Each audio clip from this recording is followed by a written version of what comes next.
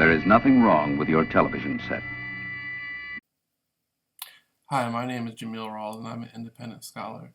And today we're going to go over government corruption. And we're going to look at an article titled New York Fed is in Bed with Safra and the Russian Mafia. And this is from New York Magazine titled Money Plane. And it's written by Jeffrey Steinberg. This came out February 2nd, 1996.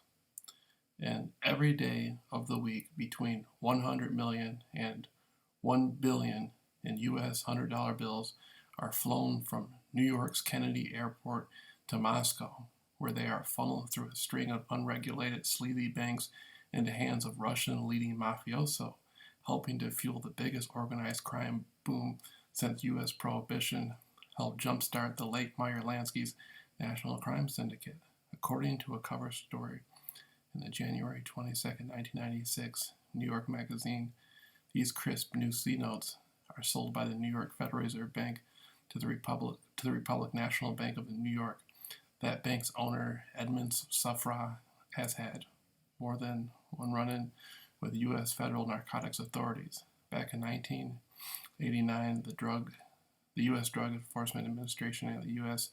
Customs Service linked Republic and Safra to major money laundering schemes by the Medellin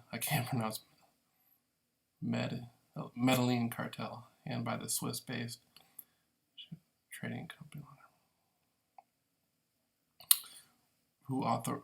New York Magazine writer Robert I.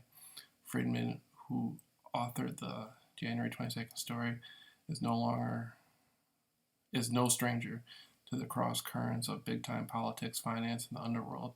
He has written a very unauthorized biography of the late Rabbi Meir Kahan, founder of the terrorist Jewish Defense League and Cash Movement.